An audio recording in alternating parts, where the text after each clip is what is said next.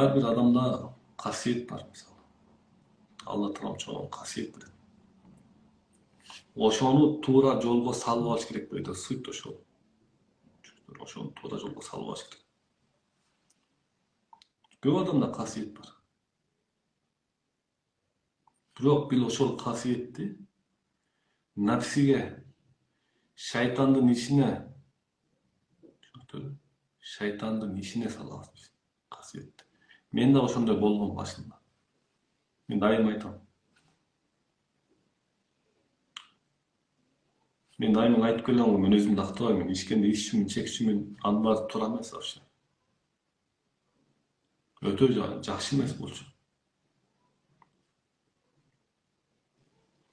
Анан устазымдан тарбия алып жүрдүм.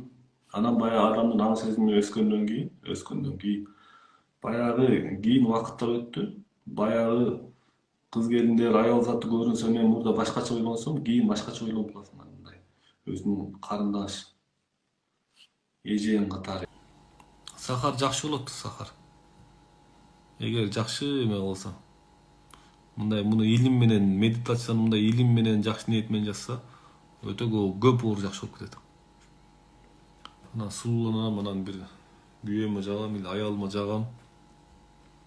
Анан элден өзгөчө болом десең бесполезно.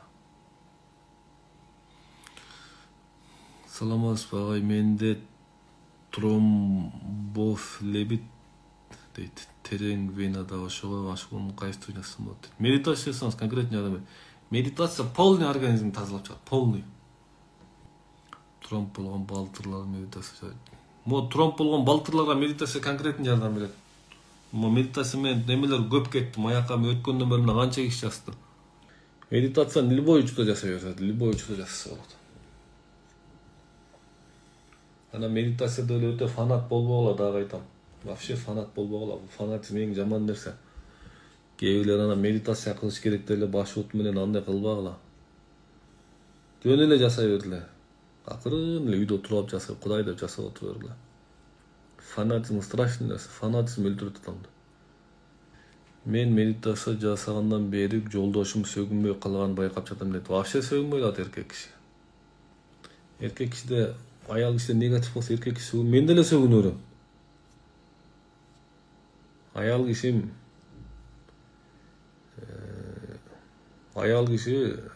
негатив алып калса, эркек киши сөгүнөрөт. Мен деле сөгүнөм, психолог болуп турчу. Менде буюрса өзгөрүү бар, медитация жасап жатам дейт. Азамат, өзгөрүү конкретный. Ол болуп көрбөгөндөй болот, өзгөрүү болуп көрбөгөндөй болот. Башында аябай кыйналат. Анткени эго деген бул страшный şey. Денени каптап жаткан эле алып калып майлык. Мына майлык бар го, мына, майлык мына. Ушуну тияк сүтөсүң, бияк сүтөсүң, казан жуйсуң, картошканы ачсың, майланыш эле былжырап калат, болчумда, майланыш эле былжырап калат. Биздин жаныбыз эле эгобуз ушундай болот, маяка мондай эле майланып жатат малакыш, аң сезими ушундай майланышып кетет. Медитация ошол майланышкан нерсени жок кылат. Жана ичиңдеги жана дуа, анан молдо солдоого деп эле жана көз ачык деп эле баягы страшный бир быт-сыттар бар го. Ошонун баары ушул нерсе. Түшүнүңүздөрбү? Бир эле Аллага ишениш керек. Бул медитация Аллага коюп берүүдөн сөз. Ошону коюп бергенде монун баары полный тазаланып кетет акырындык менен. И закондорду аткарыш керек өзүн. Закондорду аткарбаса кыйыныраак анда. Өзүнчө эле кыйын болуп медитация жасаган менен бесполезный эгер. Жакын адамдарыңарды, бир тууганыңарды, досторуңарды, кошунаңарды сыйламайынча бесполезно. Рахмат агай, медитация жасап жүрөм, буюрса уйкум канып калды. Эртең менен уйкум келе берчү эле дейт. Конечно, адамда шайтан басып жатканда уйку келе берет. Шайтан басып жатканда. Прошлыйларды эстебей сонун болуп бара жатам дейт. Конечно, прошлыйды жуйт бул медитация. Бул психология, бул жан дүйнөнүн илими, түшүнүктөрбү? Жан дүйнөнүн илими. Ошон үчүн бизде мына только гимнастика, мына басуу техникасы деп уникалдуу системаны мына койдук, эч жерде жок бул басуу техникасы. Ушул системаны киргиздик. Ушул жерден анан мына аябай чоң нерсе пайда болду. Өтө чоң нерсе пайда болду мына. Анан медитация учурунда дагы эмне болот? Айтып коеюн. Медитацияда нерв бошоп баштайт. Медитацияда нерв бошогондо адам кармап турган нерв бошогондо эмне болот? Адам кыйналат. Ич өтөт. Бир эле кишиге результат бериш бул кыйын нерсе. 100 кишинин октошонун ичинен 5-өөнө результат бериш бул кыйын нерсе. Биздики мына массовый эле турат. Түшүнүңүздөрбү? Анан бул жерден медитация учурунда эмне болот? Баш ооруйт. Жүрөк ооруйт. Эски оорулар козголот. Ичиң өтөт. Ачууланасың, жиниң келет. Анткени нерсе бул табигый нерсе. Анткени себеби мына мен канча адамдарды убагында йога менен гимнастика менен машыктырып жүрдүм.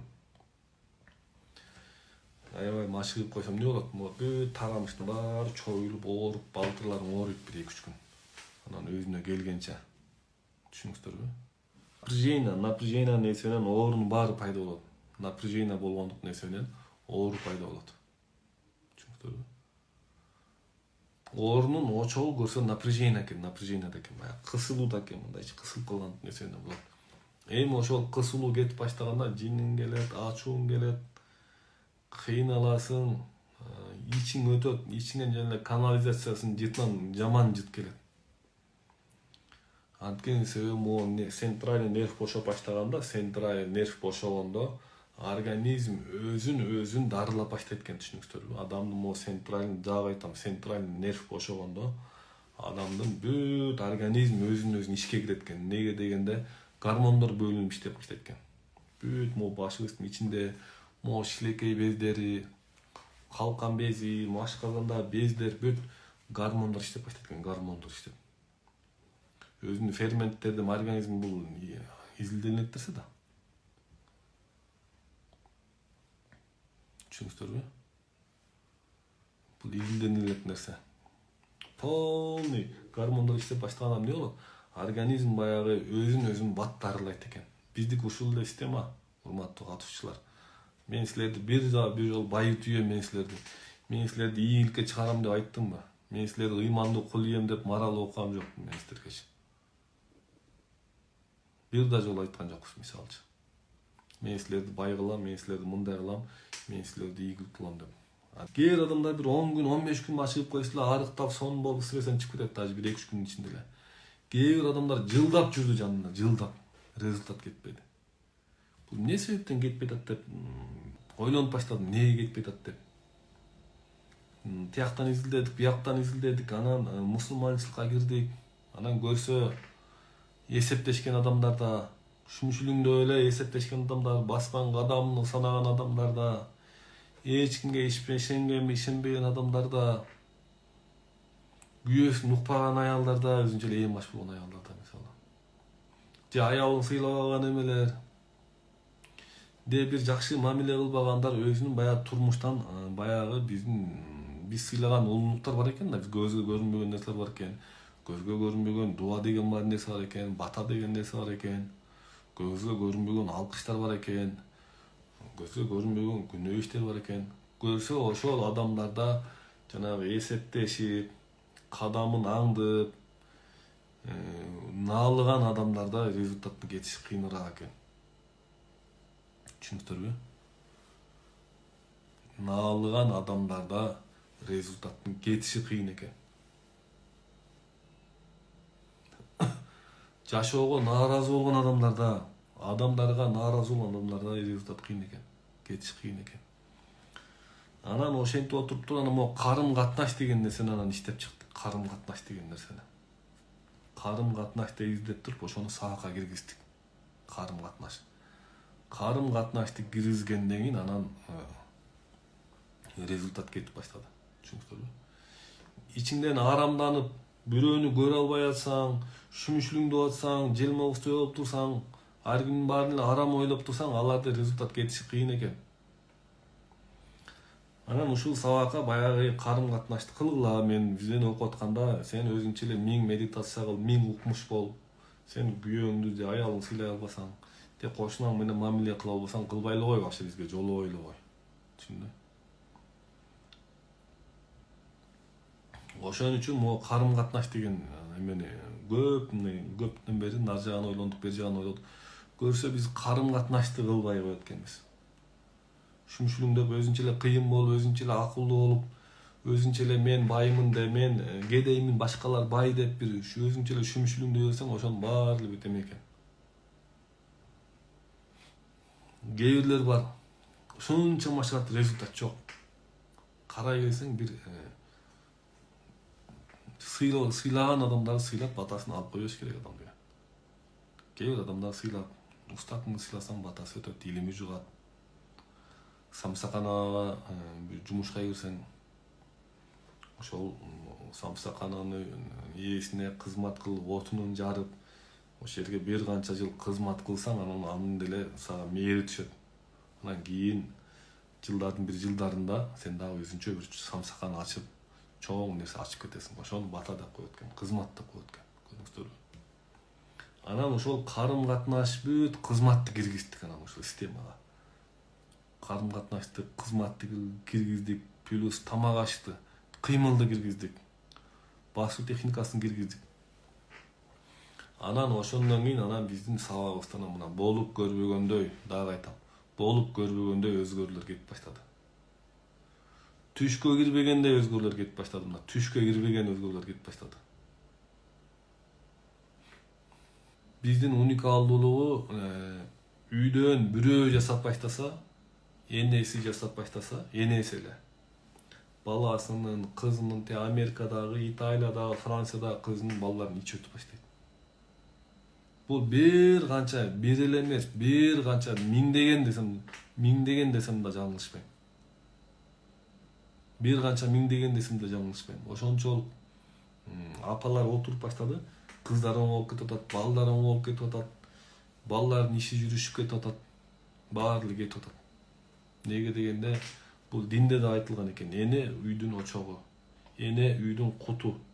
Эне бузулса баары бузулат, эне оңолсо баары оңолот. Энеси бузуктун баары бузун, атасы бузуктун бирөөсү бузук. Жатынды кандай болсо ошондой болот. Буга бир канча мисал бар мында, бир канча мисалдар бар. Диний жактан дагы, башка жактан да бир канча мисалдар бар. Анан бул жерден басуу техникасын эметтик.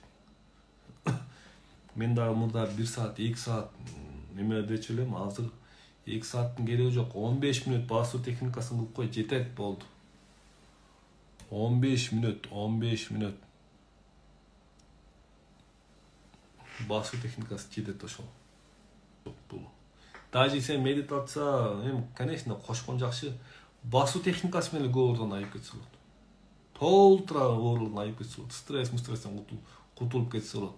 Эгер басуу техникасын туура жасаса, басуу техникасына толтура адам айып кетет. Басуудан эле элестеткиле. Күндө 2 саат мен кундайын көтөрөм деп отурбайсың, жетет 15 мүнөт. Даже могу биздин басуу техникасы менен 5 мүнөттөн деле алсаңыз болот. 5 мүнөт.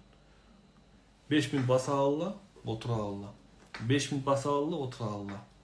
Вакыт болду, 5 мүнөттө туруп алып туруп жөнөгүлө, басып келе алла. Чуркап, эч кандай эме болбойт айтачы. Жерден өзүңөр деле билгиле, бирөөнүн оңоюн деп аракет кылбагыла. Өзүңөр эле жасай бергиле. Жөн эле муну гимнастика катары кабыл алгыла. Түшүнүңүздөрбү?